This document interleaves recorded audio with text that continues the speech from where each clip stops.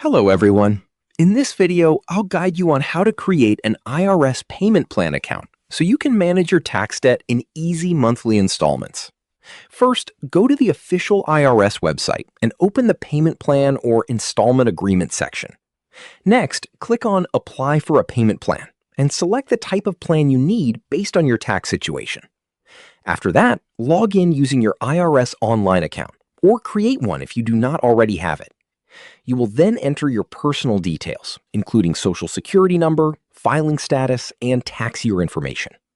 Next, review your total tax balance and choose a monthly payment amount that fits your budget. After that, provide your bank account details if you want automatic withdrawals. Make sure all information is accurate before submitting. Finally, submit your application and wait for IRS confirmation, and your payment plan account will be created successfully. Subscribe to the channel for more videos.